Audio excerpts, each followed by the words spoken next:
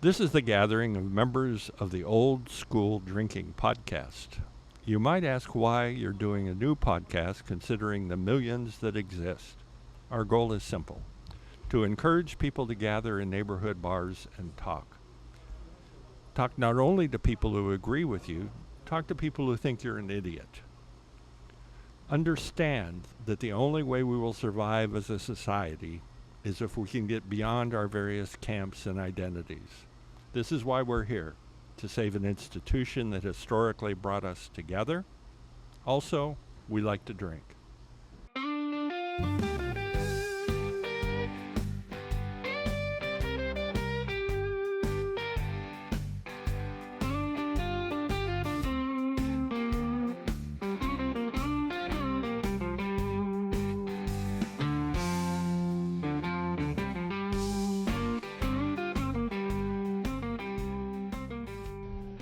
Today we're at the Oasis bar in Rogers Park. The co-hosts are John and Joe.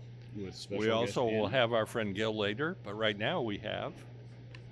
This is Anna, and my Hogwarts house is slithering. Okay. And so what's everybody drinking tonight? I'm back to the Shinerbach. I got a nice crispy Modelo.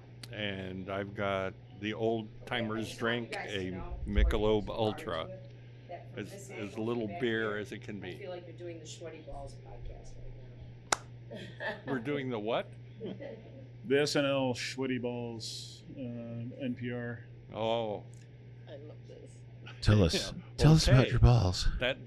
Are we going to let that go in? Oh yeah, we're letting that go in because you can't. From behind, that's what it looks like. You can't do It's this. two women and Alec Baldwin's over Sweaty Balls. Yeah. I thought she was saying it was two women. Right now it's like, who's the other? Okay. Actually, you're we the start. dude in this case. We start with what we usually start with, which is hyper local news. So what do you got for us going on in the neighborhood? Well, in the neighborhood, the Glenwood situation has been made more clear, sort of. They have decided to reopen Glenwood between Lent and Morris on December 1st, which is like today. Yeah. Okay. And they say they might, during the spring, from June, say, to October, close it on Saturday and Sundays. Okay, and then they can do the They can do the various events that require mostly the Sunday farmers market, market. the various little art fairs, Yes. various things like that. That makes sense. It'd be okay. I was also looking a lot at construction that's occurring. We already know that there's a unit going to go in where the Leonas Well, is. it's not official yet, but that's it's closer than it has been in a long time. Yeah, I Considering think that I would building's be been surprised since the empty for alderperson almost a has decade. okayed it that it wouldn't go in. Yeah. But there are two more construction projects. One at 6150 North Sheridan, Okay. which is a little south of here, and one at 7644 North Sheridan, a little north of here. And both of those are going to be in the neighborhood of 40 units, between 40 and 41 units. So we continue to see construction around here in the dying city of Chicago. And I did some research on that to see what's going on, because it doesn't make sense. We've talked about in the past how rents keep going up and everything seems to be more expensive, even though everyone's talking about the fact that everyone's leaving Chicago. So the two things don't fit very well. Yeah. The explanation that was given by various construction types that were talking about it was that downtown and the northern part of the city near the lake were actually still quite hot spots as far as people wanting to live there. So we continue to have things built, even though theoretically you're looking at the pictures now. Well, I was just trying to figure out where 6150 is. That's down in Edgewater. Yeah. So I have a question Shoot. about what you said, because about people leaving.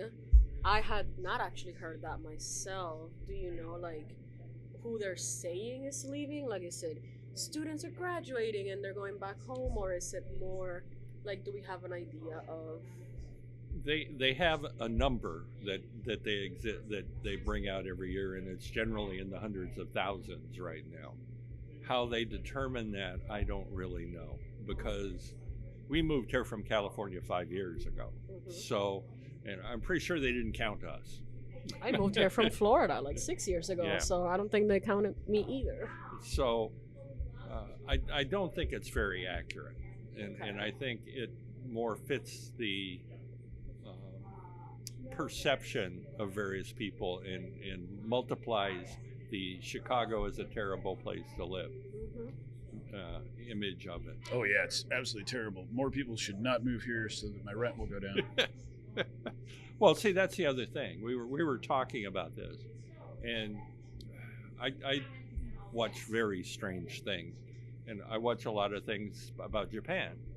And Japan right now has a opposite housing crisis. They have too many places to live because their population has gotten older and people are dropping dead at a higher rate.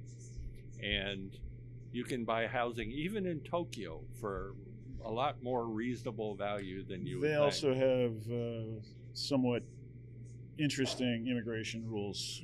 They and they're very different than what we have here. In other words, they wouldn't let me sneak in, is what you're saying?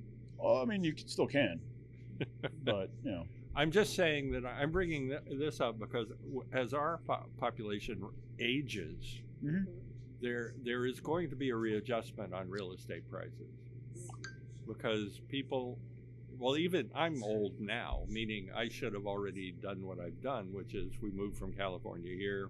We're going to be here probably until we croak, and we downsized a little bit, and then that's what a lot of older people are going to do. But as they die, they're not being replaced because people are having less and less kids right now for a number of reasons that we won't get into right now. So my view is in the next 10 years or so, real estate is not going to be the investment it has been because we're going to go into a different cycle as far as there being more real estate than there is people. This is part of the reason the reactionary government we have in Washington is trying to get everybody to have kids, is because they see that collision. Well, that's they gonna want occur. the white people to have kids. And that's why we're discouraging immigration. Well, that's the reason I said let's that, because the only population growth we've had in the last 20 years has mostly been because of the Hispanic population. I was not born here. Don't count me on that one. No, you are the immigrants. I You're the one am that's the immigrant in destroying the question, white actually, utopia. yes. Well, wait a minute though. You don't say that, Miranda. I'm gonna have to watch The Street now.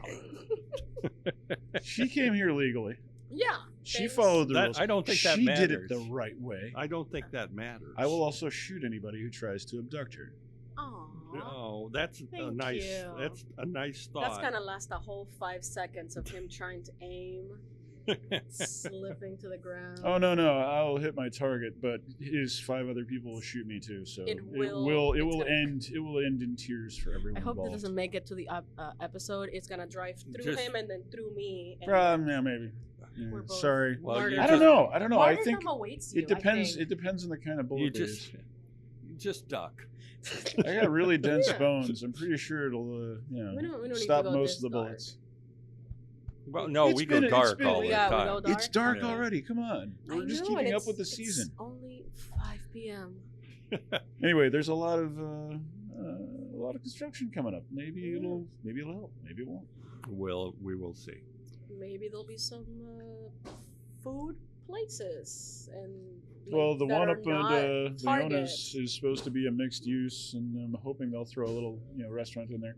Oh, speaking of other hyper local news, Alexander's is open. I had lunch over there. It's great. You're kidding. It's great. Those jerks. Oh, what? You Wait, did not tell me. Man, I did not even think about it until I'm walking here, and I had stuff to do, and I looked over and said, I got 20 minutes. I can get an omelet. So I'll tell you what. Later this week, I'll give you a ring, and we'll go over there and we'll have some breakfast. Okay, that sounds good. If we can get in. Corner of Pratt and Sheridan. They open at 6. They close at 4. Alexander's is the name. It's their 3rd location. And we are happy that they're I'm aware here, of. Because the breakfast So possibilities we around actually here have are a pretty breakfast bad. place that doesn't require a 20-minute That's walk. why I need food. I mean, I feel like when I say All right, food, you I'm can thinking join us for breakfast. that's me plugging in my invite. Thank you. That's just John.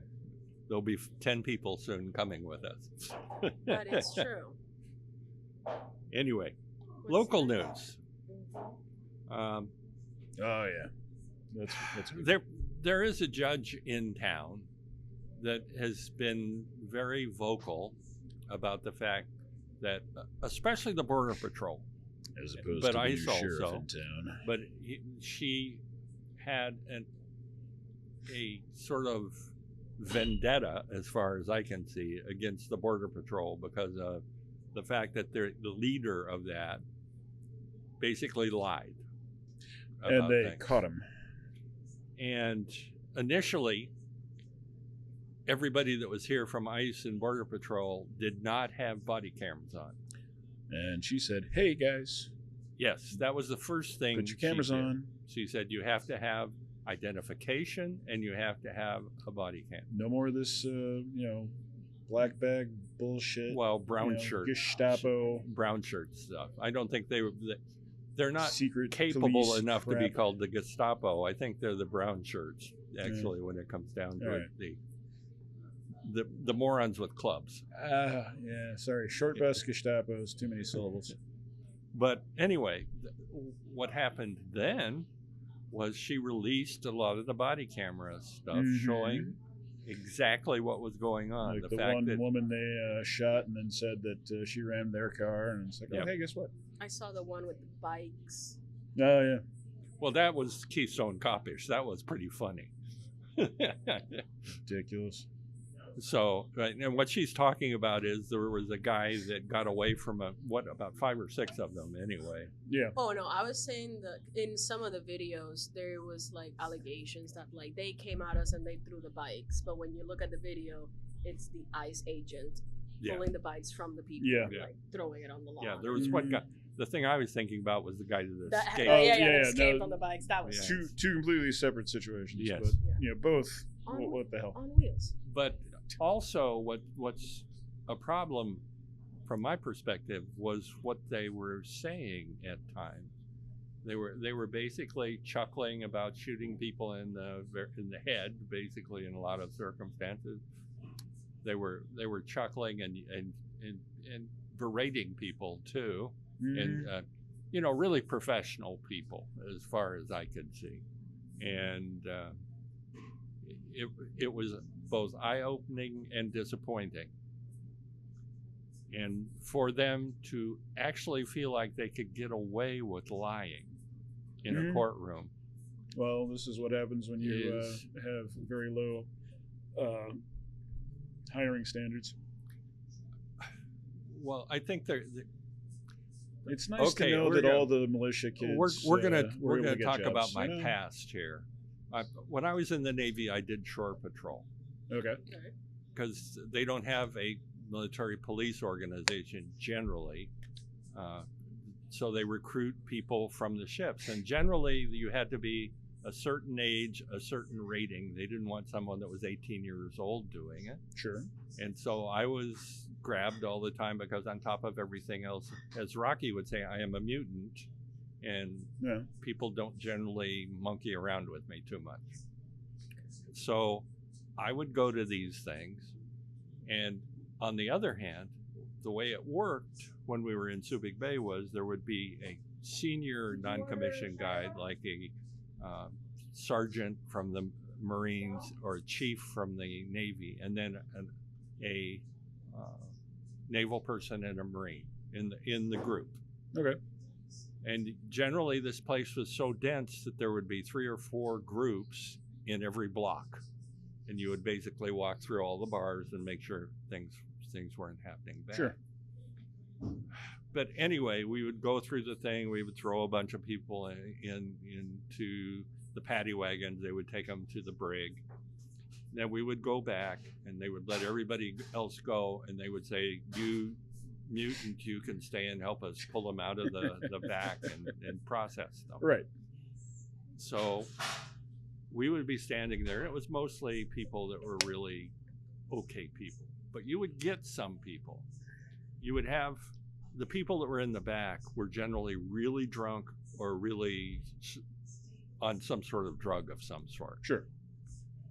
Just say no. We would pull them out, and what you had to do was you had to take them up to a line, and you would say, lean against the wall, and you would have to take their belt off, which I never understood. They've been in the stinking brig for hours, but we want to make sure we take their belts off them so they won't hang themselves now. Yeah. That's sort of strange, but it's the military. And then you get their information and by taking their wallet, and you give it to the guy at the desk and that sort of thing. So you've got this person that's not really all there.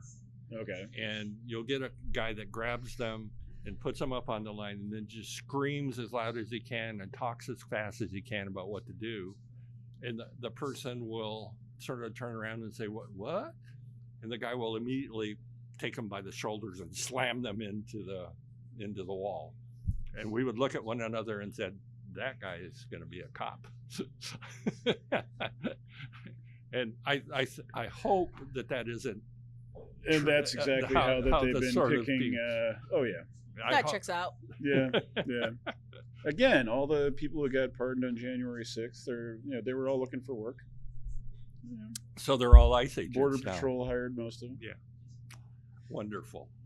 Exactly the sort of people we want. Yeah, exactly. Speaking of which. Yes. Should we jump on to the next one? Okay, this one's going to be fun because we've had a preliminary discussion about this. Joe and I had an interesting conversation about this yesterday, and it's a rough one. It really is.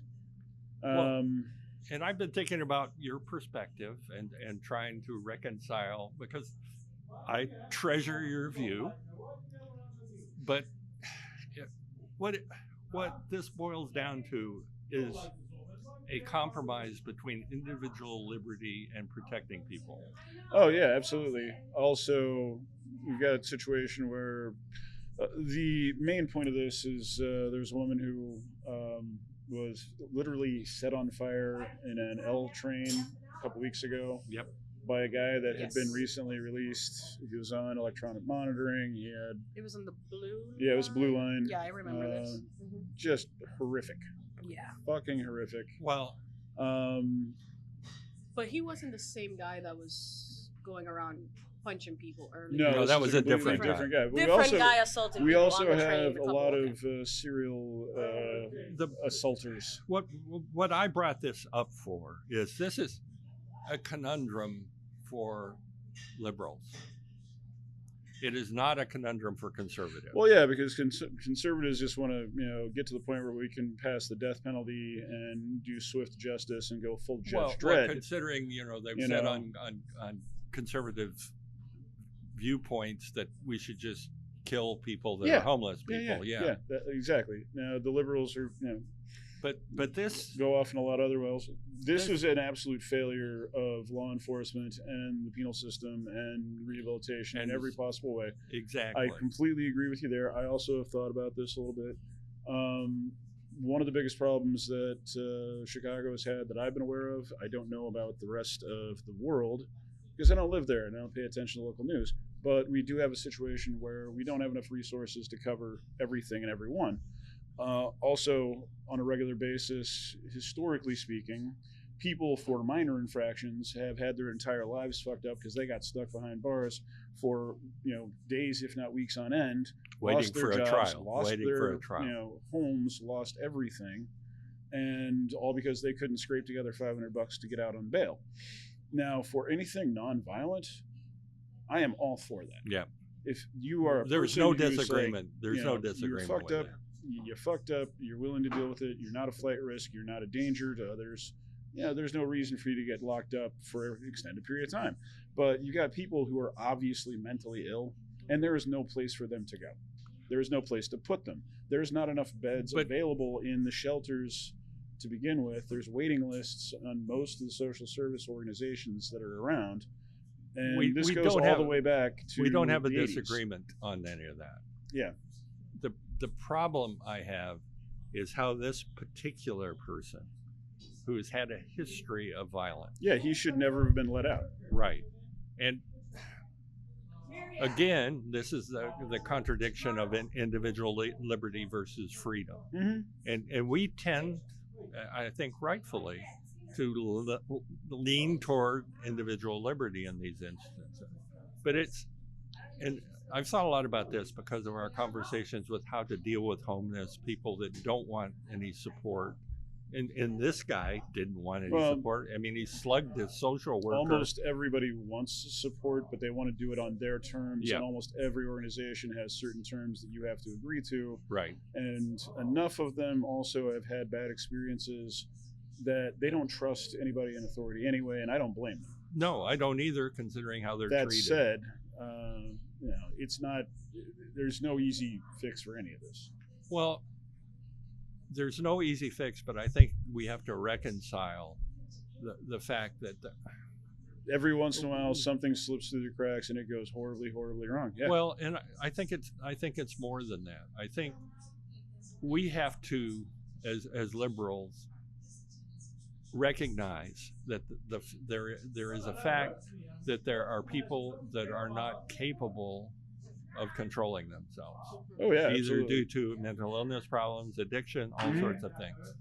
And I don't want to use this as an analogy, but I'm going to use it anyway because I'm going to get my head kicked in.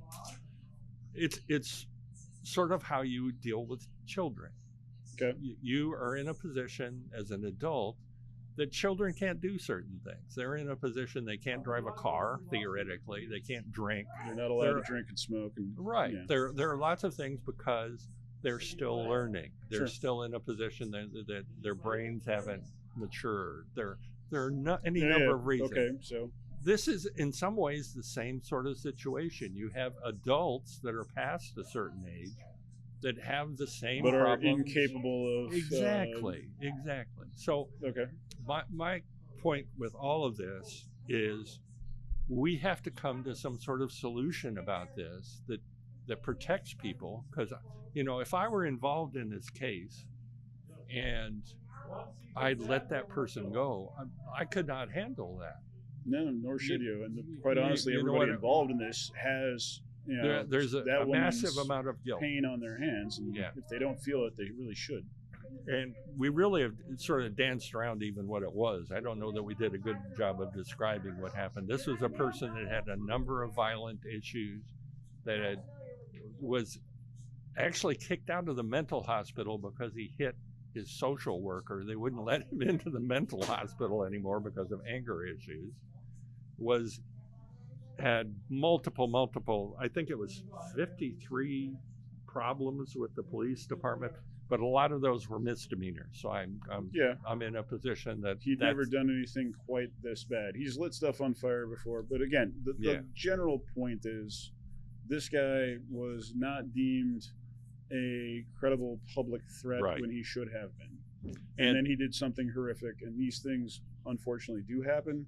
I think what you were saying that I do want to double down on, I am all for personal liberty as, a bedrock of, being an American. Yep. There also needs to be a reinforcement of civic responsibility. exactly. I'm free to do everything and anything that I want as long as it doesn't hurt you don't somebody harm else. anyone. But I'm also the thing that pisses me off is that most people don't seem to feel any responsibility for their world around them.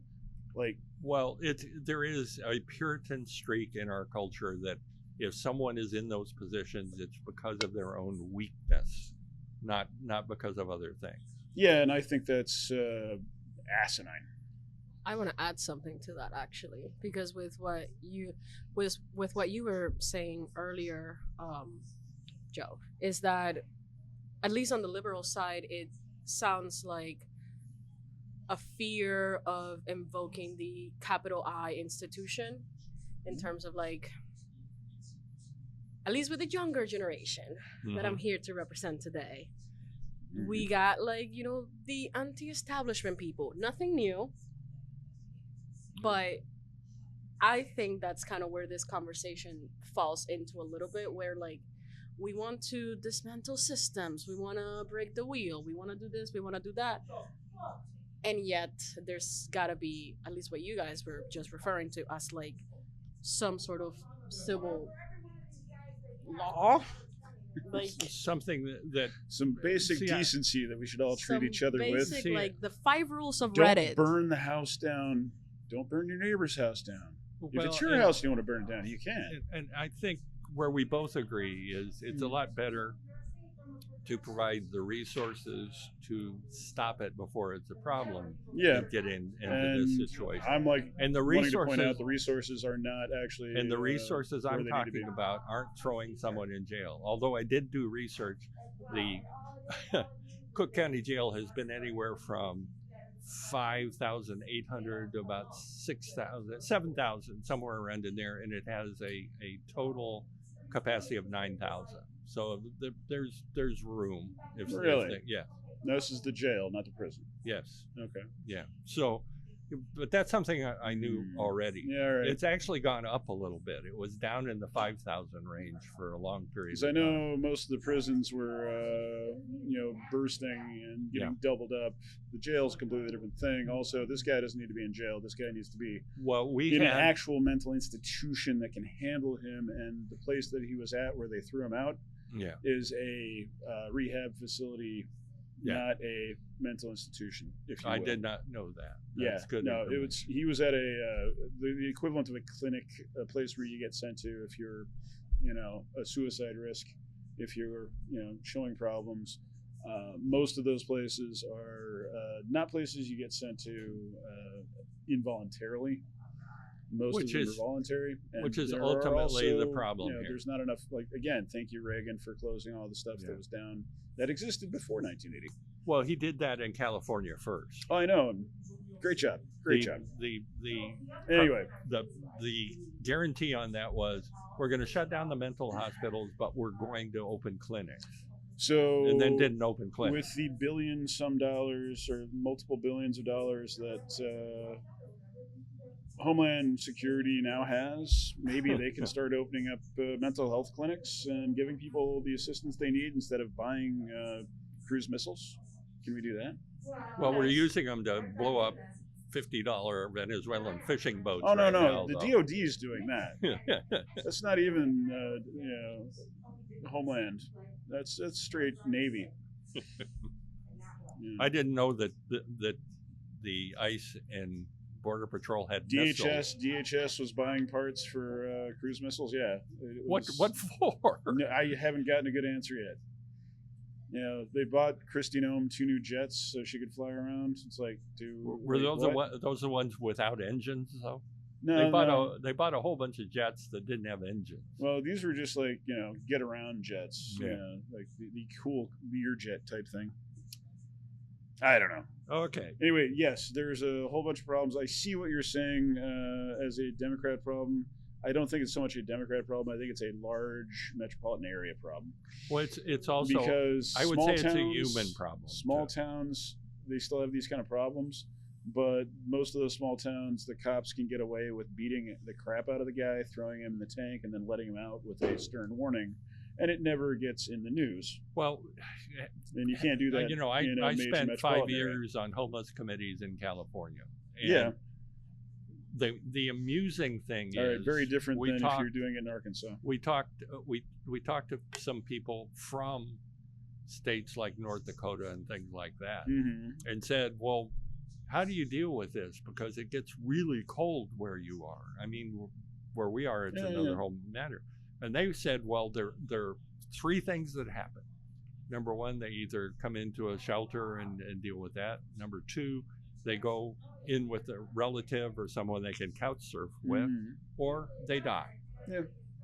And those don't seem to be really good options for Not- someone that not needs really. help. Yeah. So Anyway, since we need a little humor, one more thing. Oh, okay. Due to the fact that I've been listening and reading and paying attention to certain things, I am no longer using the term liberal to describe myself because it's too close to continuing to support our, capitalistic system, which I think is, kind of fucked up, which we'll be getting to later. We're going to talk Also, about that somehow or a little bit. another, neoliberal turned into liberal, and what used to mean liberal doesn't seem to mean liberal anymore. Well, maybe we should just be So anarchists. is this your coming out party, John? Sort of. Okay. Please go Maybe on. we should just be anarchists. I am neither left nor right. I am up. So Okay. you're a top. Just so you're not down. Most of the time, yes. Most of the time. Okay, now for a little humor, since we've sort of talked about something really bad Took for a some while. real Anyway. dark turns for a minute there. I have For a little here- humor, we're going to talk about Epstein. I have here, What? and I'm doing this as a straight man for John here. Oh, no. I have written down here, Epstein, still no release. Oh, God, yes. You'd think the guy that all the rich assholes went to get a release. Yeah, I asked him to, still no release of the files. Well, I don't care about the files. Still no What I- release. I was like, oh, it's like, Archer, are we still doing phrasing? I really want to see the videos. I don't want the files. I'm assuming the videos are in the files. And Like you want the I want to see who's been doing what, Okay.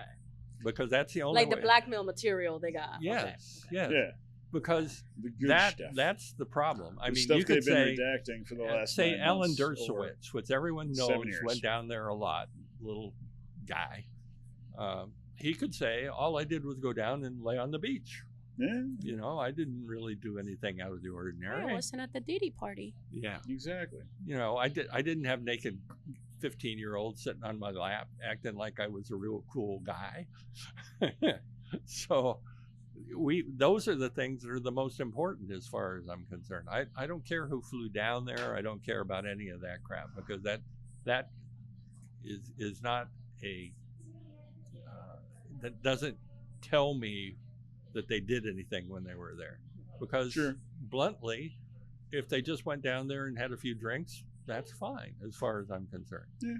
But the likelihood of that happening in that environment is real low. Well, I'm also going to say, I'm pretty sure if there was anything that was incriminating, it got disposed of about the same time he got disposed of. Well, I'm Yeah. pretty sure that the They've screwed themselves because they've talked it up so much that when nothing comes out, it's just going to make the conspiracy theories even crazier. well, they're going to go crazy. I mean, there are still people that are like, oh, we never landed on the moon, but we've got stuff on the moon that you can actually Well, but that interact with. that it doesn't matter. You have to someone. understand some basics of science to be able to Well, believe it, but But how could anyone believe can't that the prove- Earth is flat? you can't prove a negative. How could you believe that the Earth is flat? I mean, if you jump in a plane and fly around, if it were flat, you couldn't do certain things that they do now. The flat earthers are really good about doing mental gymnastics and making it make sense internally, even though it's total bullshit. Yeah. And they are right. The world isn't round. No, it's oblong. Exactly. It's bulgy, and it's not even uniform. Well, It's a mess. It's a fucking mess. anyway. Sun Okay. doesn't go around the Earth. Now, The Earth goes around the moon. The sun goes around the Earth. one of the things that's happened in the last couple of weeks that is close to my heart is the Democrats came out and said, electives, and said, you do not have to follow illegal orders. And Trump immediately said they should be killed. The Which is seditious, yeah. The problem is Trump, as usual, Who's never just served. reacts without knowing anything. Who knows nothing And about part of the actual training military that you service. have when you go into the military is there is a section saying you do not have to follow illegal orders. This is something that happened because of Nuremberg. Oh yeah. I was hanged just following people. orders. We hanged people, and my wife will appreciate the fact I didn't say hung. English She's a major that grammar she Nazi. is, English major that she is, for following orders. She's a grammar ice. And the reason we did that is we said from a moral standpoint, Yeah. you have to make that decision. It's one thing if you're in a battle and they're shooting at people that are shooting back at you. Mhm. It's another thing that you're blowing up boats with people that theoretically may, who knows, have some cargo in the boat other than fish, or And may you not. blow up the boat, and there's You two don't- guys you sitting there in the don't know. water, and like, go ahead and shoot them too. And then they've added to that. They blew up one, and then there were some survivors in the water, and they went back and killed them. So this is not, number one, a small thing.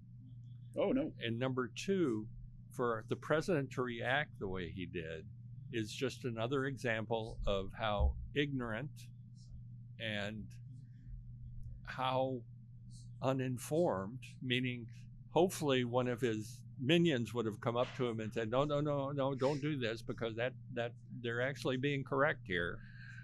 But no, you've got to go on blast and make a fool of yourself.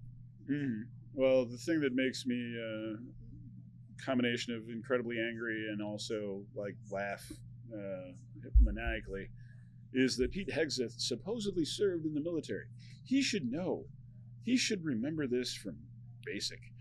He should remember this from his fucking training. And he should have known that when he went up in front of the generals like a month and a half ago and tried to put on a show and then didn't get a response when he was trying to make jokes. Well, as South He Park should would have say, fucking known. I still haven't seen last week's episode. as South Park so- would say, Pete Hegseth is a douche. Well, that is an insult to douches everywhere. There you go. So anyway, that Yeah, you are required to not follow illegal orders. You are compelled to do the right thing. If you're not sure if an order is illegal, then you should probably check with your CO and then run it up the chain of command and then go get a lawyer. I would think that. And that if they would be tell you better. to shoot civilians who are unarmed, you should maybe shoot your CO. But that's just me saying that. Well, Not him. We're talking more Vietnam now, so be That's careful. just me saying that. It's more like talking about Detroit in 20 years. But The other big thing that happened, there are a couple of them actually. The Comey case was basically thrown out, along with the other Letitia person, James. Letitia James, was thrown out. And the lawyer that was involved in both has been basically said her appointment was illegal. Yes. They're not even throwing them out on the basis of the cases themselves, which is also shaky as hell. Exactly. They picked the easiest way out right Yeah. now, but if it's pushed, they can Oh, go yeah. into the other stuff, which is just as weird. Just like it's ridiculous. Well, there's also a statute of limitations problem For now. Coney, yeah. For James, they were doing the bogus mortgage Yes. information. Yes. Which is just so out there. And the more you dig into the actual facts of it, like if they got into the meat of it, the judge would literally laugh at the prosecution and throw the thing out right away. Well, and I think that's what was going to happen. I would have Also- hoped that they would have used that as an excuse. You just pile all of them in Mhm. a pile and use all of them. Well, the guy that they hired to take over the mortgage thing, they're basically using him to mine mortgage information to try and find people to fuck over. Yeah. Talk about weaponizing the fucking government.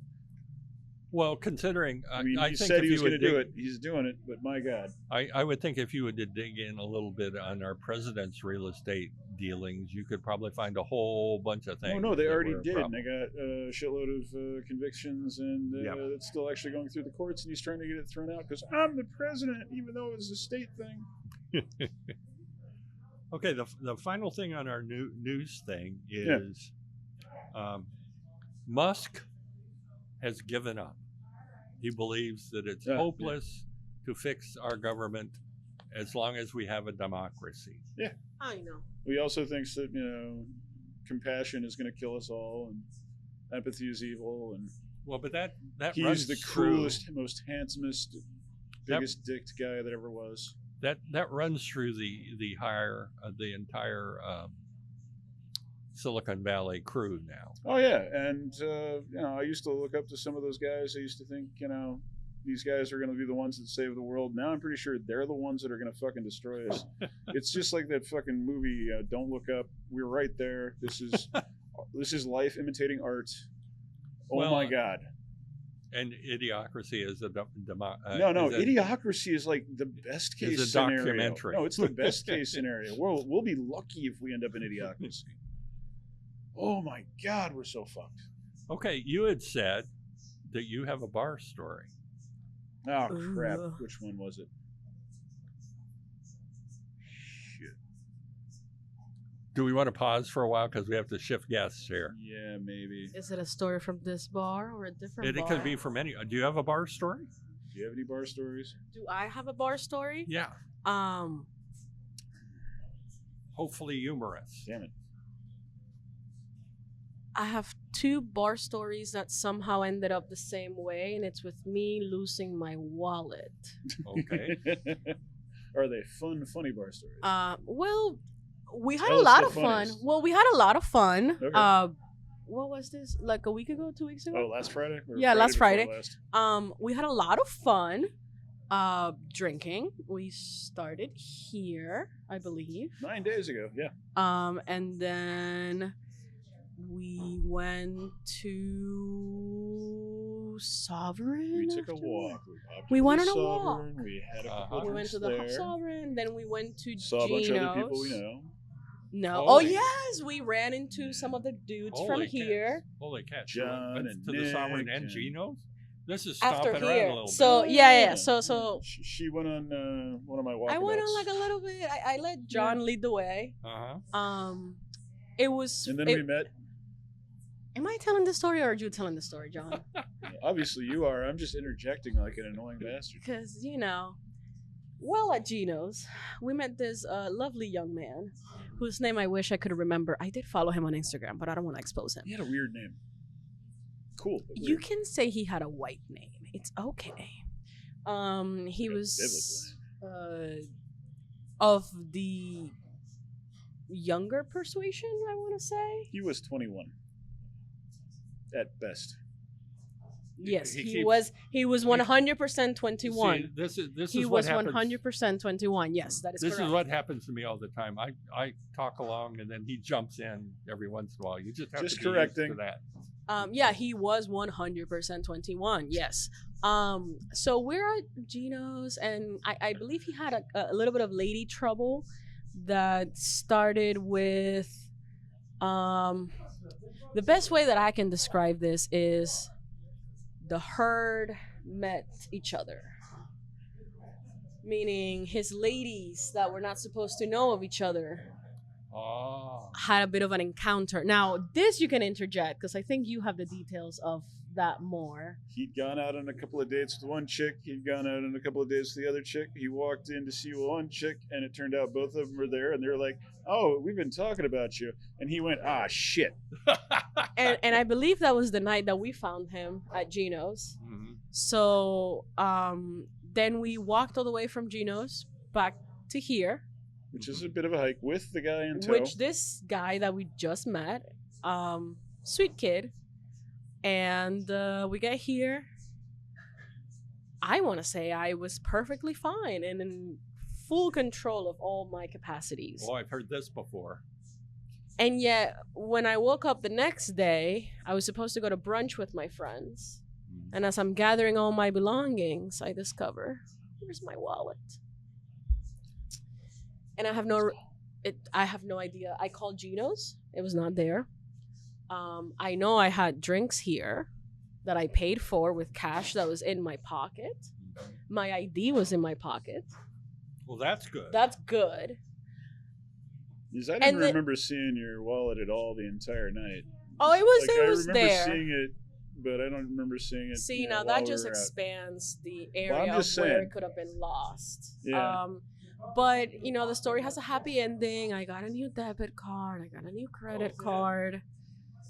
The wallet is now Still need to- attached. No, my new wallet that I'm using is attached to my keys because I cannot Okay. be trusted No, I'm anymore. saying still need to get that ID renewed. That's, We don't need to talk about that, John.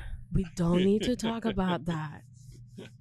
Why did you have to expose me that? Yes, To remind you, nobody's watching. yes, I do need to make an appointment at the DMV to get gonna to get the real ID. I'm gonna post date this. I'll give you a red. My mom doesn't know I lost my wallet. She's not gonna see this. Everyone at home is gonna see I'm this. gonna make sure that I can fuzz your face. I'm gonna be famous after this. Infamous, maybe. Maybe. ICE shows up to arrest us because we're like bashing headsets. Why are you trying to scare me? Because it's fun. But thank you for letting me share my fun bar story. I think that was a fun. We had a lot of fun that night. Therefore, I think it's. It was. It had a it was number of not things a that were bad- interesting. It was not a bad night at all. Okay. I still can't remember the one I was going to tell. We'll pause. I now. gotta write mine down, and I'll think of it next time. We're All right, pausing now, and we'll we're be gonna right back. get Gil back here. Get more beer. Thanks for having me. Jinx anything. Okay. Anyway, kick We're- us off. we're Welcome back. back. We're back, and our friend Gil is here. He has deigned to be with us for this because. Can we do a quick thing before we get going? What's that? Gil, what are you drinking? Oh, I am having my classic Chicago handshake, a shot of Malort 10 in old style. All right. Sometime we'll have to talk about that. Anyway, main discussion. What precipitated this? What I was watching some things on farmers on YouTube, and a gentleman came on, and they were talking about the effect of tariffs on farmers. And obviously, this person had thought about things a lot more than a lot of people that have gone on the internet. And his complaint was, well, that's part of the problem. Mm-hmm. But the major part of the problem is the monopolies that exist on his materials that he buys and the monopolies that exist when he tries to sell his product.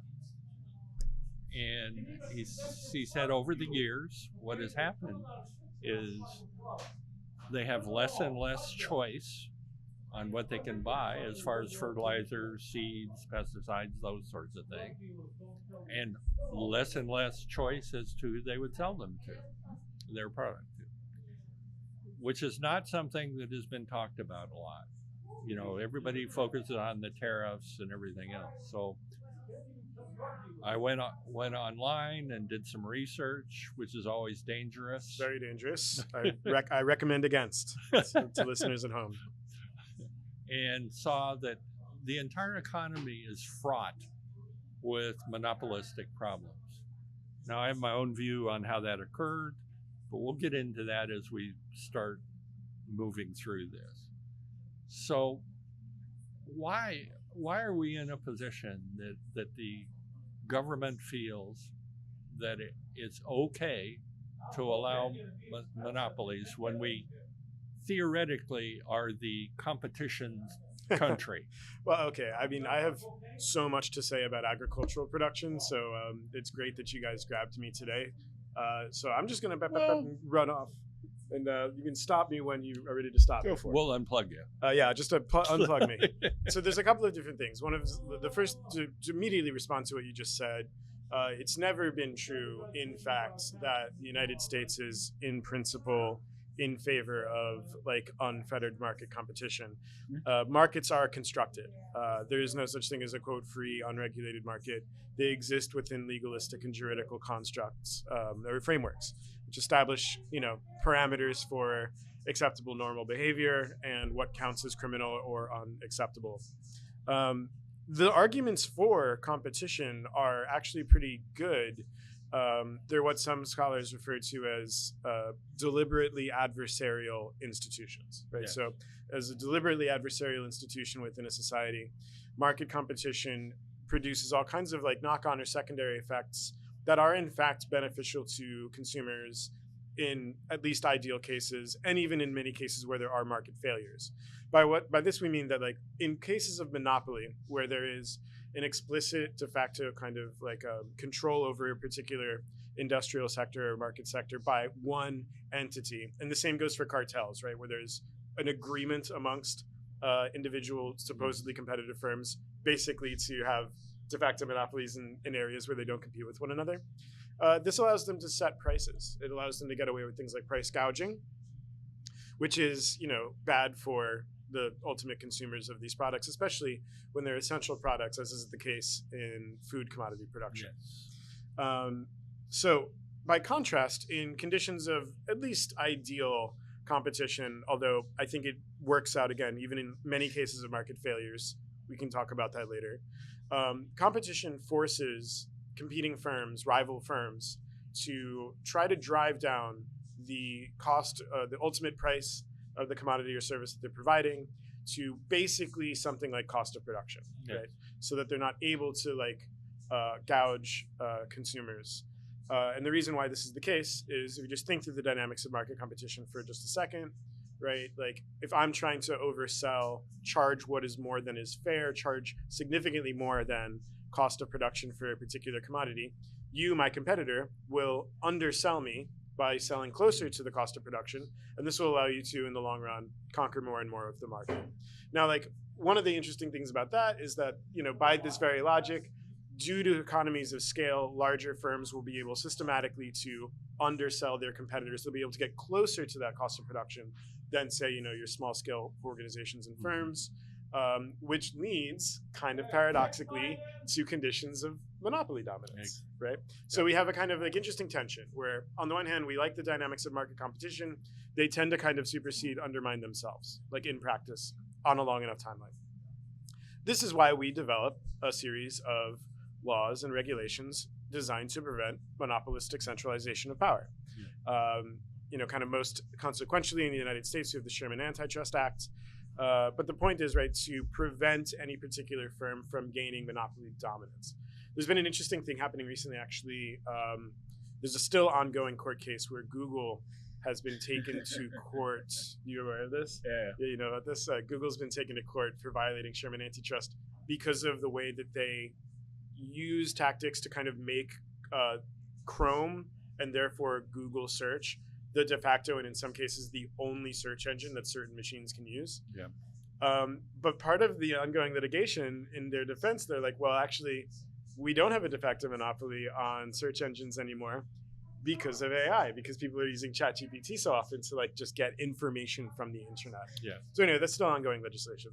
Now, okay, so that's our basic framework, right? We think market competition is good because it prevents price gouging.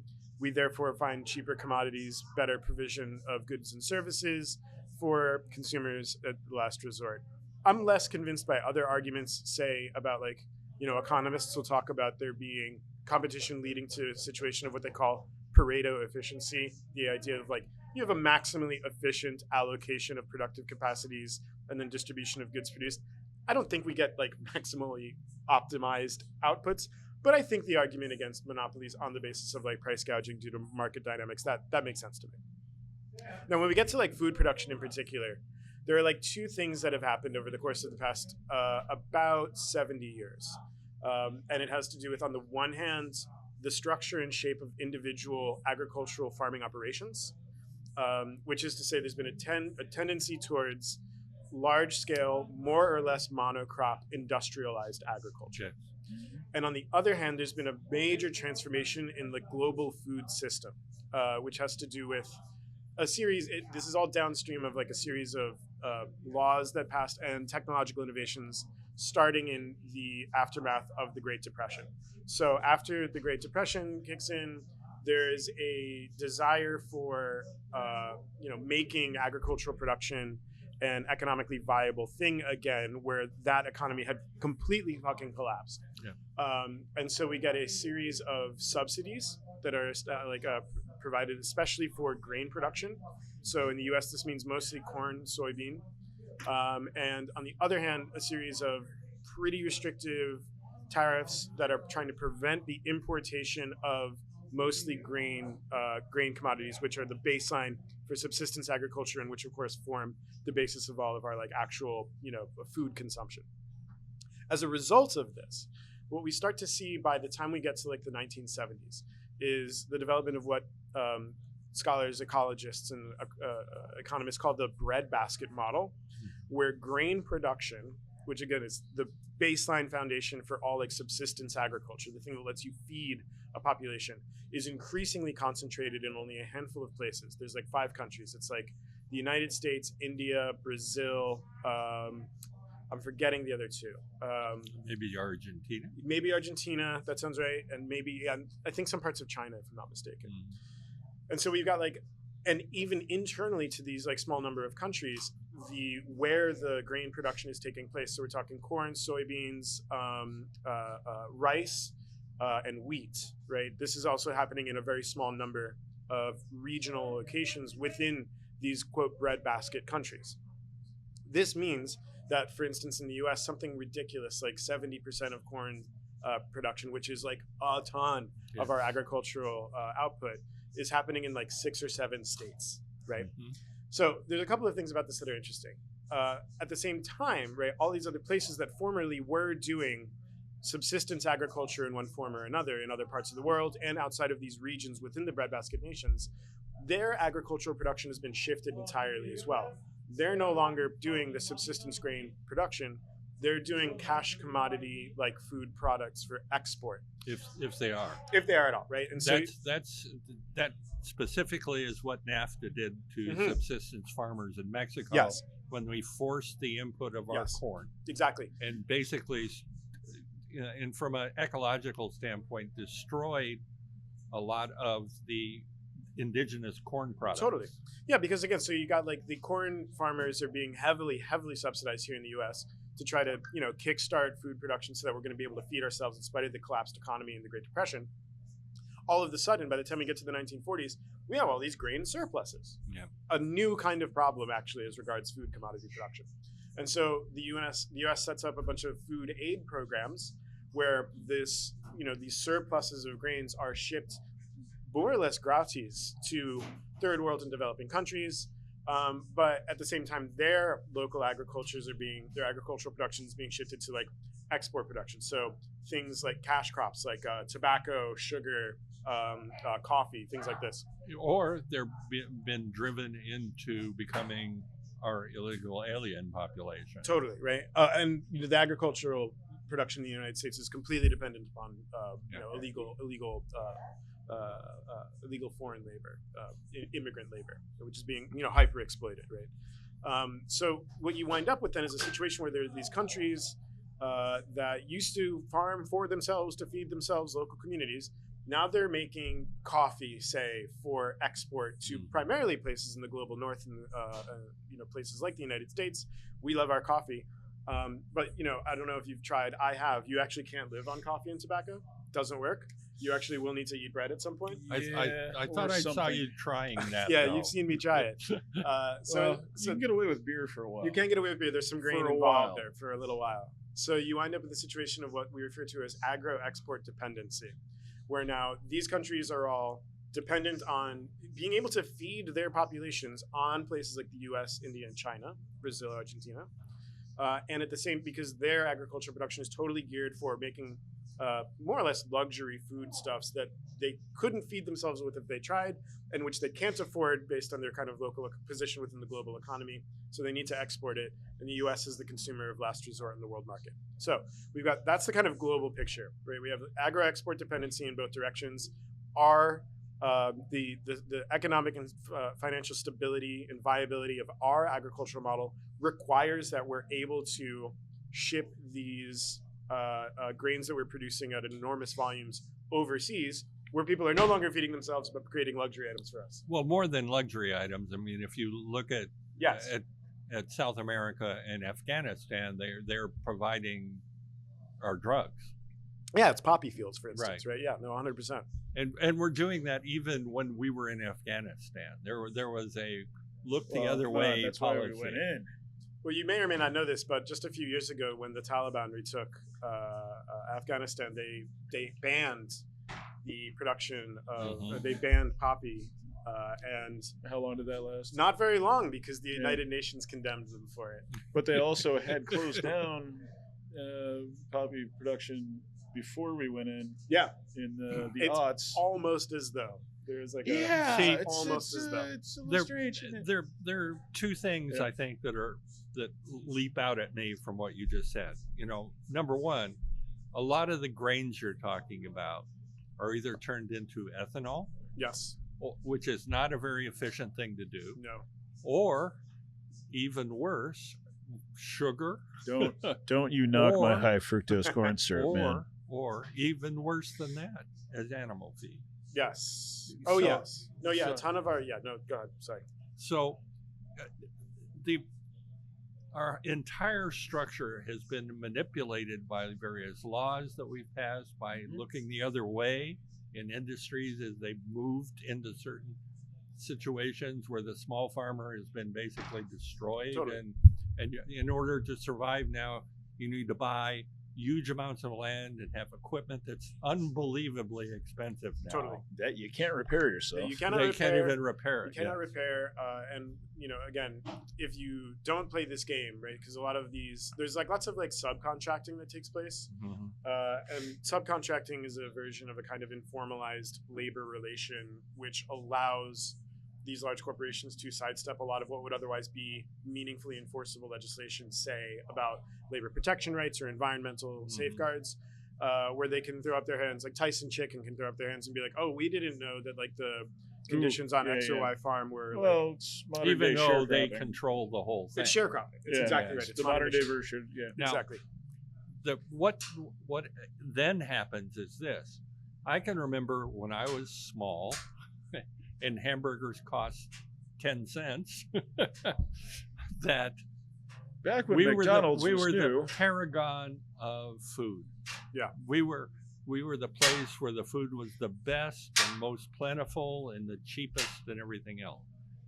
The other thing that happened to me was again looking at things on the internet. I happened upon a guy that just did an anecdotal sort of survey. What he did was he looked at stuff in our grocery stores and he looked at stuff in grocery stores in the UK. Now, the UK imports a massive amount of their food. They cannot grow Right. the food that they need. We, however, can, although we really don't now because we import so much in the way of vegetables and things like that from other places. What he found was that everything was significantly cheaper in the UK. That it sort of the range it was either 50% cheaper or 100% cheaper. Good. And this was from an anecdotal standpoint. When we lived on the commune, we would bring people in from Europe for various programs that they had. That they would go around the country and crash in places and work for a few hours a day for room and board at the commune we were at. And always the people from Germany and Europe would complain at how much things cost here. I cannot believe how much a pizza costs here. This is crazy. It's just bread and cheese. What are you guys doing? Well, it is one of it's a truism that like Americans think America's so great only because they never fucking leave America. If they like they like went anywhere for any considerable period of time, they'd be like, wait a second. That's And again, I Careful spend a there. lot of time looking at places you could possibly retire. And if you look at even Asia, even Japan, let alone Thailand, places like that, people that retire there as Americans don't cook because food is so cheap. it's just so there. cheap. Yeah. And we've gone from a situation where there was huge abundance and people could afford things to one in which now people have to make massive decisions about where they're going to spend their money. And I just think both parties in our country have been complicit in this. Oh, 1,000%. I mean, like, we don't talk as much about, I mean, I think we like have a general sense, especially over the past decade or two, Americans have become increasingly aware of the importance, say, of like the oil lobby. But less attention is paid to the also extraordinarily influential and powerful like beef and corn lobbies, which wield extraordinary power in terms of like putting the thumb on legislation through both Republican and Democratic legislators, right? This is more or less bipartisan consensus with almost no effective opposition whatsoever. Which is, and I told John my feeling about this. I think what caused this in a lot of ways was in the 70s we were fearful of the Japanese and how effective they were being, and how their industries tended to be more monopolistic and had bigger organizations. And to a certain extent, we have that same thing in both China, but especially in South Korea. Oh, South Korea! It was not just like in South Korea. It didn't just like work out that way. This was an explicit program, right? The South Korean government, after the Korean War, I forget what they're called. There is a name for this. There is a name for the specific kind of like mega corporation that operates with the blessing of the South Korean government to work monopolistically. They have complete dominance over their specific industrial sectors.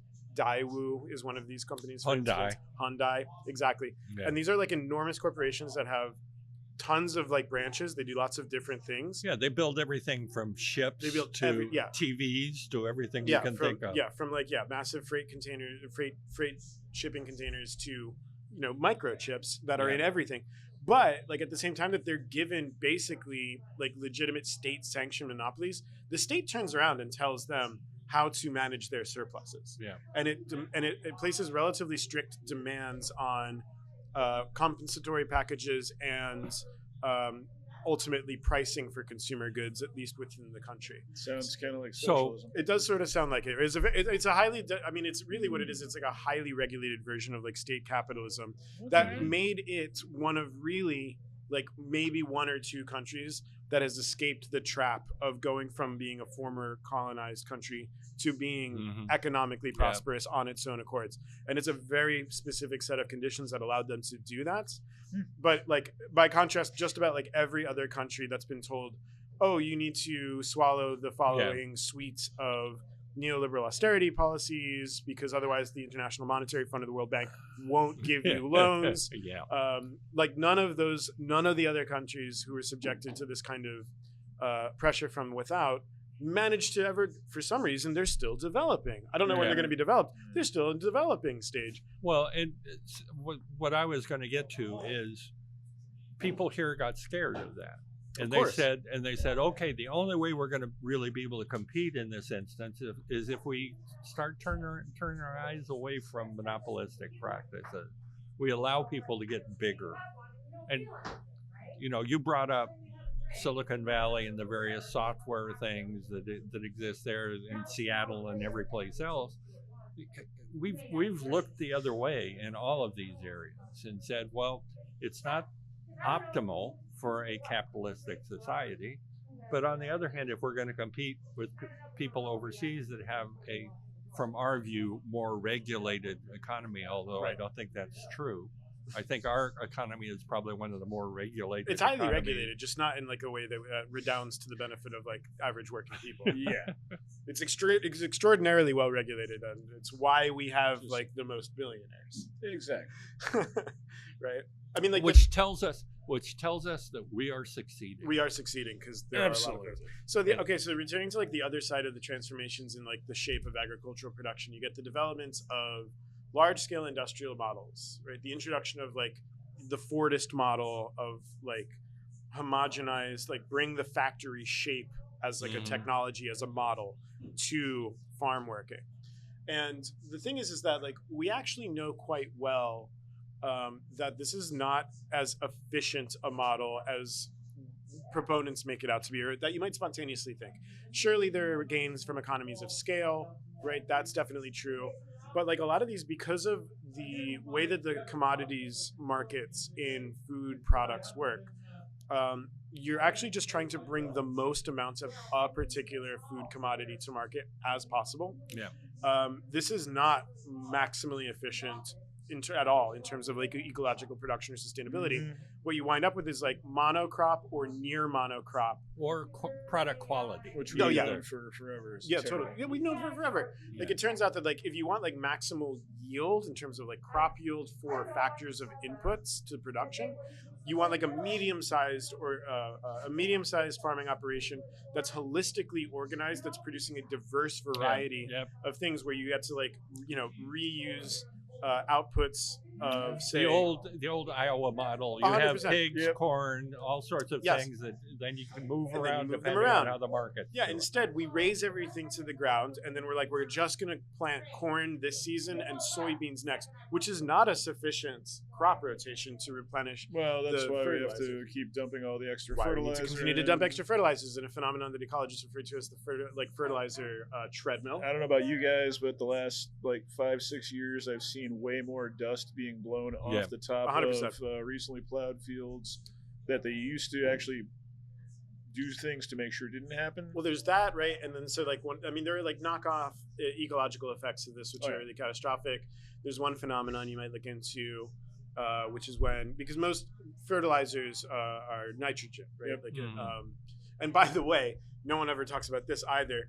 The way that we produce nitrogen fertilizers is through something called the Haber-Bosch process, which, whoopsies, extremely huge carbon footprints. But Well, because not of, even talking they, about- they make ammonia, right? Or We've something already, along those lines, yeah. given up on climate no, we've given up on change. climate change. That's So okay, fine. so we've got like these like basically nitrogen fertilizers that we're using to try to put the nitrogen back into the soil so that it can sustain these enormous amounts of monocrops, and it's very inefficient. We just dust it, right, which means it blows all over the fucking Yep. place, and then you get runoff, and then in local ground and Yeah. freshwater supplies you have a phenomenon called eutrophication, Yeah. which is where the huge amounts of synthetic fertilizers in the water encourages the growth of algae, so you get these huge algae blooms, which you've probably seen, you listener at home, if you've like been driving around the countryside and seen like, wow, that's a really green river or a Yeah. really green pond.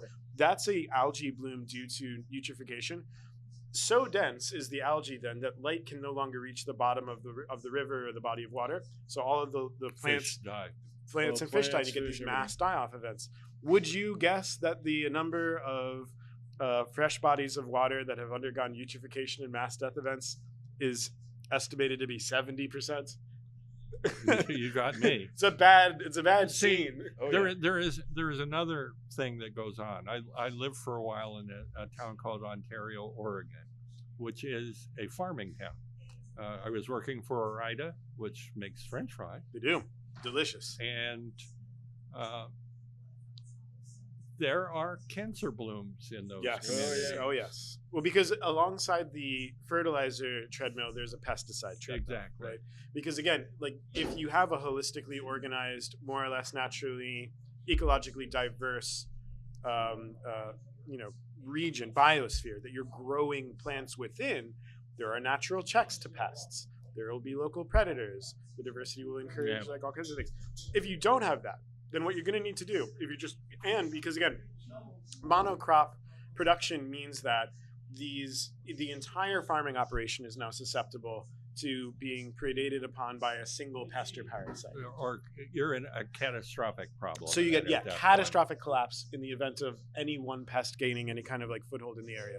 So you have farmers who are increasingly reliant on more and more fertilizers, more and more pesticides, and it's not surprising to like think through just think 2 steps ahead, right? Like what happens? Okay, so you spray pesticides, say to get rid of aphids this season. Mhm. Well, maybe you'll be okay for now, but you didn't kill all the aphids. And the ones who are still alive, they're Now the are ones who are resistant. resistant to that pesticide. So spray that again next season and it won't matter. So you're going to need a new pesticide and it'll be harder.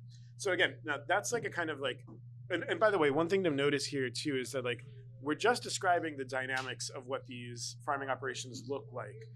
This has nothing to do with like organic versus synthetic, right? If you're using organic fertilizers or organic pesticides, it's not better. All of the same problems persist. So now enter the scene of like extreme, market dominance by a company like Monsanto to connect Or back the- to what you were describing. Or the fact that everything is being bought up. Billionaires like our friend from Microsoft are spending huge amounts of money buying farmland. Yes, of course. Yeah, no, because I mean, like, guess what? Like, you know, there's people talk about like elastic and inelastic markets. Guess what? People are always going to need to eat. So like that's not going nowhere, even if like the appetite for computer chips dries up. Well, and there was a big drive 10 years ago for water systems. Of course, yes. Yes. And it's why, like, you know, on the other side of things, you get like BlackRock buying up all of the real estate in the country, right? So you get companies like Monsanto who are truly pioneers in GMOs, and genetically modified organisms. They're doing intentional, like CRISPR style modification of like the gene sequences of plants that will make them produce relatively higher yields compared to natural ones. B, they will be resistant naturally. Thank you, sir. They will be resistant. I used the word naturally. It's not quite right there. They will be resistant spontaneously to Roundup, which is a pesticide that Monsanto itself sells. And the plants won't reproduce. They'll produce no seeds. Which is the massive thing that's happened to farmers. They cannot save seeds. They can't save seeds. So you get these situations of increasing like dependency. And again, as you said at the outset, right, they have no leverage. What are they going to do?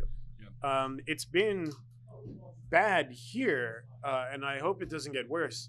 But like the real canary in the coal mine, so to speak, is India, because India was like the testing ground for this kind of like agro biotech market dominance of like singular corporations, where they would like have these indebted farmers who are they terrorized them. They terrorized them. No, the waves. I wish I had the number in front of me. Maybe you can look it up. It's really shocking. But basically, the kinds of like horrific dependency, indebtedness. Look up Indian farmer suicide rates. Because like, you know, you get these like farmers who are just unable to keep up. They're indebted to these companies like Monsanto. They're legally not allowed to buy seeds. See, the other thing they did in order to spread themselves is they would go after farmers that were still saving seeds by saying their product was, when the wind blew, when the fertilization occurred, that they were stealing from them. So they drove the seed saving out totally. Yes. Yeah, I'm looking at the numbers. It's over like whatever, in like a couple of decades, something insane like 300,000 Indian farmers committed suicide as a result of the you know, financial destitution into which they were plunged, and their inability to get out of the hole that they were put in directly by these multinational corporations. Who, again, like, who does this serve? This doesn't serve the needs of, like, you know, providing for the sustenance of our populations here. It's shocking, right? And again, this isn't even the most efficient way to grow food. It's just what happens to be maximally profitable.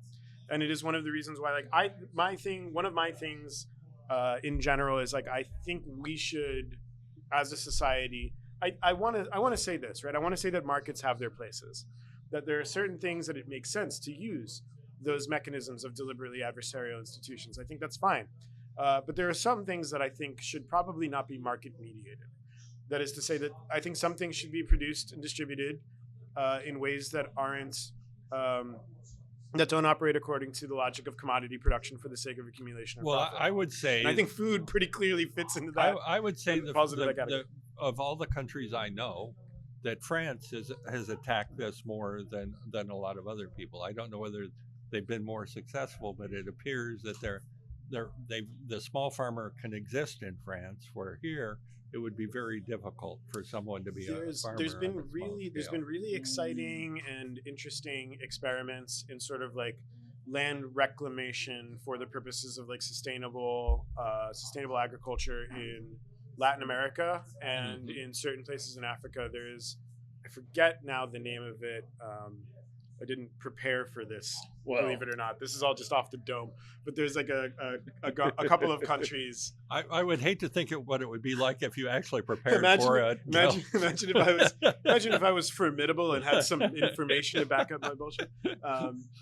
No, there's I think there's like a triple alliance of countries in Africa, and I'm forgetting what they are, and I don't want to guess and get it wrong. But they've done a lot of really interesting work to safeguard local communities who are experimenting with more sustainable versions of agricultural production for themselves. Again, not for cash crop export, not for commodity production for capital accumulation, but to feed communities in ways that are actually sustainable.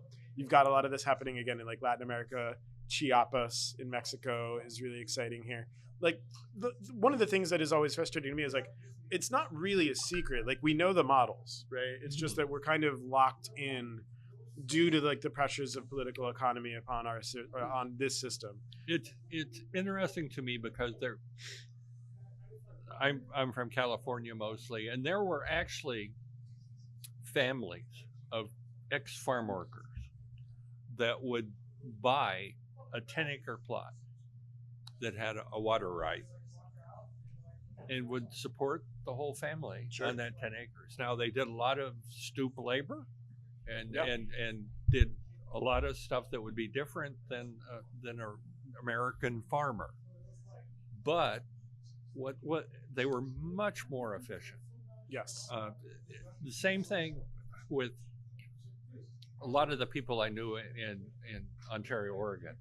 Ontario, Oregon was weird because it was when World War II happened. A lot of people had the choice. They could go to a camp if they were Japanese, or they could move a certain distance from the coast. And a lot of the Japanese in that area moved to Ontario, Oregon because it was far enough away. Yeah, it was past that line. Yeah. Became farm laborers, but now they are probably the dominant group of farmers in that area, and they are much more efficient than most of their American counterparts. Interesting. They support multiple families on much smaller acreages because they're much more in tune with what's going on. I used to be friends with one, and he would take me and show me these fields, and he had bought a field that was probably 5 acres and was a triangle. Nobody else wanted it. And he would go out and he would say, it's going to take me 10 years to figure out how really to farm this. I'm not jumping in a $200 million tractor driving down the thing. Totally. I got to learn how to farm this. And again, and it would take me, I got a new tractor. Come on, see what it is. And it was a stinking 8-end tractor that was built in the 50s. It was perfect. It was perfectly maintained and everything else. And he's all excited about this. And another farmer would look at it and say, it isn't a $100,000 John Deere. What the heck's going on here? Yeah. Well, I mean, again, what you need to do is to take stock of what the natural, local, climatological, and agricultural conditions are. You want to look at what kind of soil do we have? What kind of precipitation rates are regular? And then figure out what kinds of flora and fauna thrive under these conditions, and then develop. I mean, this is why for the longest time, agricultural production took place through various oral traditions. Yeah. Because it turns out that there are ways of holistically organizing individual farming operations where inputs can be almost nothing.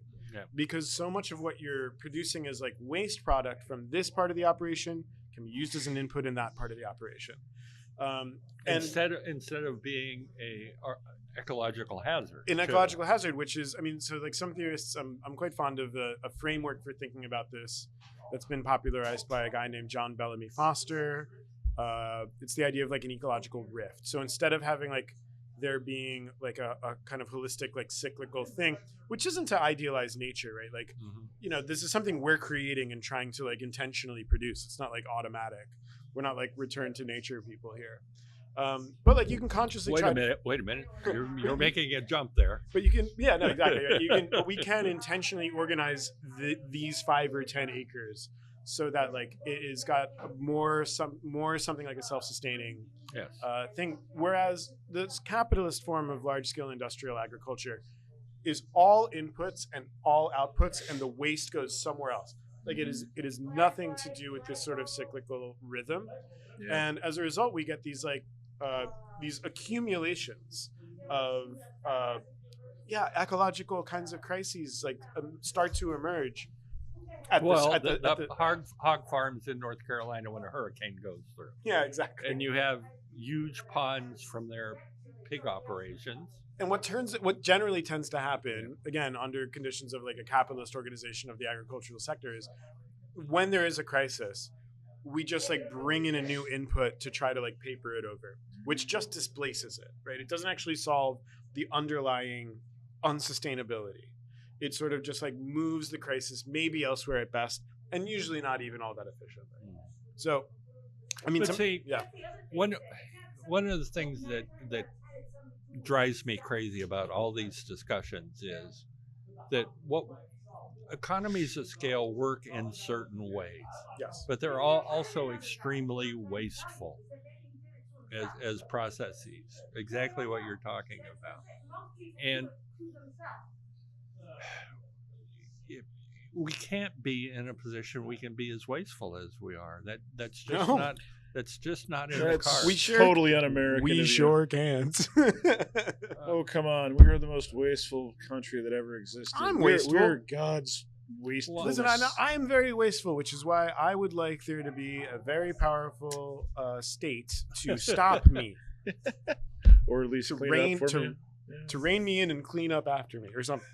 Well, and I was going to put down higher education. We could talk about it too. Oh man, I don't know if we don't have that much time. How much time have we got left? 10 minutes tops. Okay. Well, I think I've more or less said. Unless you have like more to talk about on the agricultural side of things. We appreciate it. We were not able to go into everything that I could housing add, or anything else. Everything that I could add to yours is just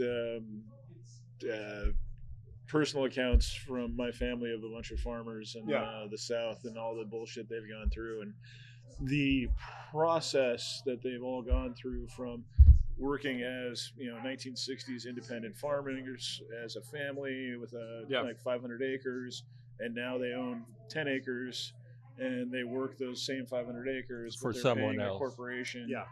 Sharecropping, like you said. It's totally fucking sharecropping. Sharecropping. Yeah, no, I think, like I said, my last thought here is like I think that there are a certain small number of things that we should think about as targets for decommodification, and food production seems to me to be one of them. Like let me pass this by you as a thought.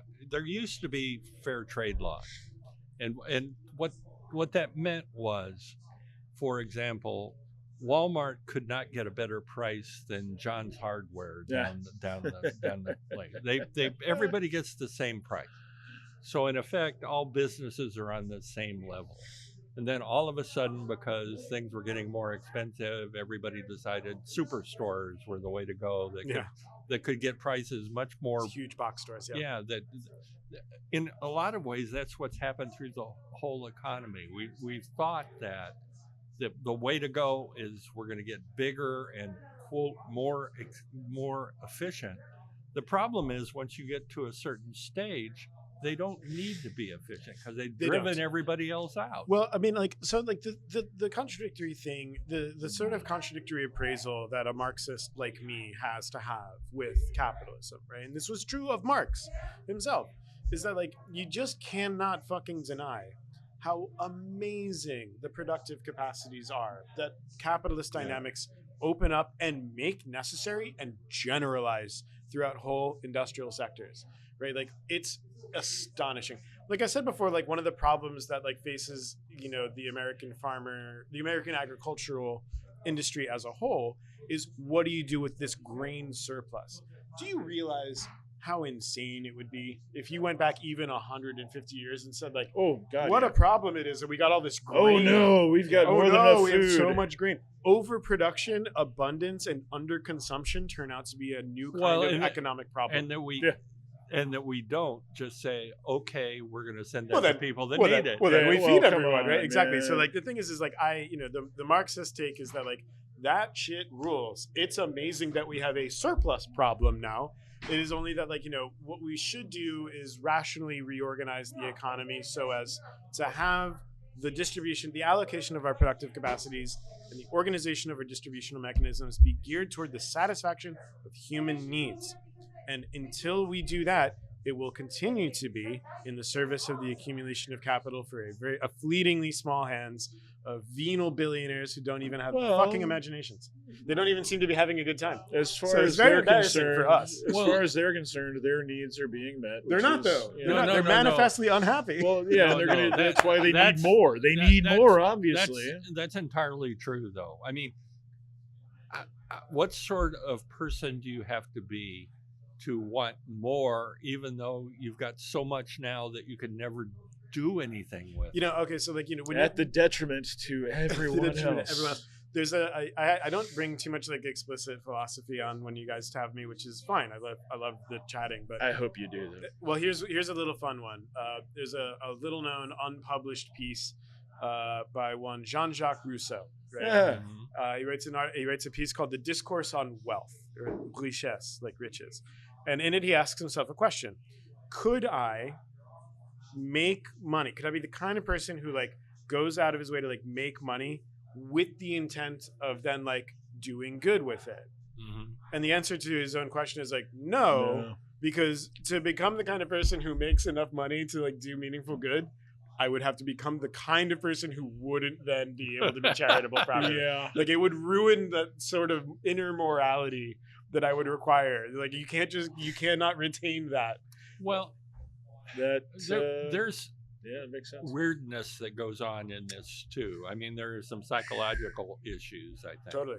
because they are the paragons of our society. They are worshipped They are. Which when is it comes awful. down to it. I mean, When they only are. whenever a billionaire goes someplace, he is catered to. He's basically pointed at and said, "That's what I want to be." It's the Sun King. It's Louis Yes. the 14th. Right? Yeah. Like yeah. and they're not happy. No, they're miserable They're They're not miserable. happy because their thrones there's this other are guy. dripping with blood. There's this and they know that. there's this other I think guy you're that giving has them more more credit than, than they that deserve has for that. more than me. Yes. You know, and that's not something I want to see. To be in a position with what's happened in Musk's area, and them actually say we're going to give you a contract that could give you $1 trillion is obscene. It's obscene. It's disgusting. I mean, like, the existence of the coexistence of a single billionaire and world hunger is a moral outrage of the kind that like should, absolutely. because it would literally cost significantly less than $1 billion to end world hunger by even conservative estimates. Mhm. So that there are thousands of billionaires running around and people are still starving every year. I'm sorry. It's fucking, Well, hoist the black flags. It's guillotine time. Like this is not a call to action. I'm looking into the camera. This is not a call to action. from him, but look for my other blog. I'm just saying, like, there are human beings who exist on this earth who could make sure that no one ever starves ever again. I'm confused. And every day they wake up and decide not to do that. Technologically, we are I'm already con- post-scarcity. I know. Yes, that's right. I'm confused because I always thought the black flag was anarchistic. Yeah, well, Okay. anything's better than this. There's a lot of different kinds of anarchy, man. Yeah. I think that was an H.L. Mencken quote. There's a time when every reasonable person has to spit on his hands and hoist the black flag of anarchy. I think it's a Mencken quote. Yeah. Anyway, These are solvable problems. and we is the point. talked a little bit last week. I think it was last week about the adoption of capitalism by Christianity. And That how- was last week. And, Yeah. And Oh well, American Protestantism is one of the most perverse American evangelicalism. phenomena of all of world history. It is a peculiarly disgusting thing that could only have grown up on the soil of this rapacious, disgusting. I've been talking about this. I'm sorry. Go ahead. a group of people that were sexually repressed. Remarkably sexually repressed, and I can say that as a sexually repressed man. Those guys are playing on another fucking level. They're really out there. No, like I was thinking about this the other day to connect the dot there. Like I've been really obsessed recently with thinking about this phrase "manifest destiny." And I don't know if this Well, do you like from the Moreau standpoint? Is that what you're talking about? Well, no. Okay, so this may or may not have been. Well, so like when I was like coming up through like the public education system in like my middle school and like high school years, they were like, oh, manifest destiny, this is this idea, right? Like we have to like westward expansion. And like none of my teachers ever once stopped to like unpack what that really meant. Because it turns out, like at some point, like in my mid to late 30s, I heard it again. I was like, wait a minute. Whoa. This is a theology of present revelation justifying imperial conquest and genocidal expropriation of indigenous lands. Yes, it is. Genocide? God himself is here telling us that it's time to do this? Yep. Well, but that's in the Bible. There's lots of genocide, so it those guys deserve. God is all about wiping people out. It's fine. Dog, did you see what the Canaanites were up to? Seriously. Anyway, American Protestantism is such a perversion. I mean, like I am not a believing, faithful or religious person myself. I will defend against, some of my atheist comrades, the value and poignancy of the Christian doctrine as I understand it. I think it is a very beautiful universalist message of charity and giving and forgiveness. And American Protestantism is a hateful, bigoted ideology of white supremacy and capital accumulation. It is shocking. It is totally well. On that, I think we're done. Thanks for having me. This is what you get when you have me on. Well, no, this is fine because, as also an atheist on my part, I agree with this because there is a certain. I don't even know how to describe it. It's a psychosis of some sort. It's lunacy that we have where you can go to church and talk about being nice to other people, not being an asshole and not destroying things, and then go out during the week and do whatever the hell you want. Yeah. Or the exact opposite of everything. Fully the opposite. Exactly. Right? And then you come back and you ask for forgiveness, which is my biggest problem with Christianity. I believe I'm responsible for all the stupid things I've done. Oh my God. I wish we had more time because there's an article. Okay. Last thought, just to connect the dot here. There's a really great article by, I believe, Robert Gooden, which compares things like green taxes or green taxes or what he calls like environmental indulgences. Where he's like, these companies get to like, agree to pay a little bit more. They'll pay a little bit more in taxes or they'll buy their way out with buying carbon credits. And he's like, that's an indulgence. This is the shit that fucking pissed off Martin Luther. You're saying, I've sinned before and I'll sin again, but I'll buy my way out of it. My way through this. As soon as you said indulgences, I'm going to start cracking This up. is the political theology of American extractivist capitalism. That makes... Yeah. Which is...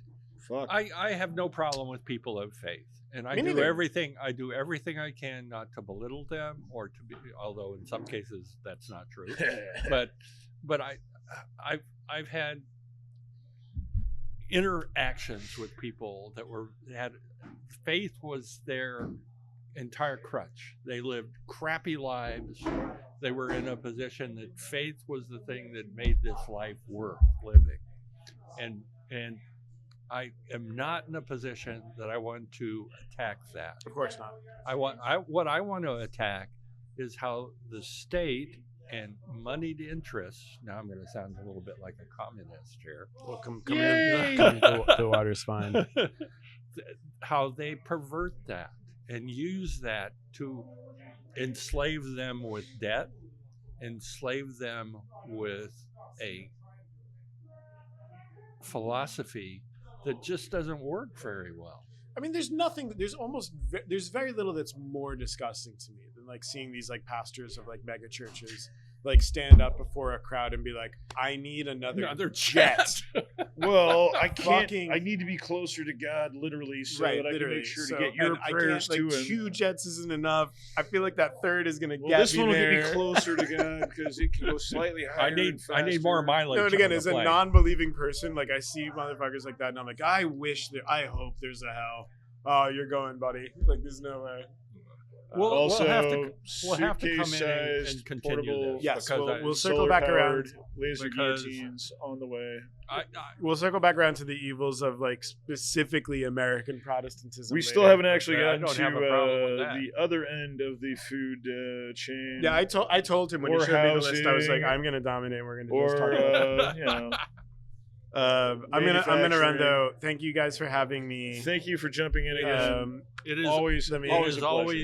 always a joy. It is always a pleasure and a joy. I'm going to just plug real quick. I run a podcast called What's Left of Philosophy with 3 friends, and we do episodes every 2 weeks on the history of political thoughts, and you can find them anywhere you get your shows. And it Check is, it out. I can say now, after I've seen a few of them, very instructive and interesting. Thank I you so much. appreciate All right. Well, thank you guys. I'll All right. see you on the other side. that. Thank you.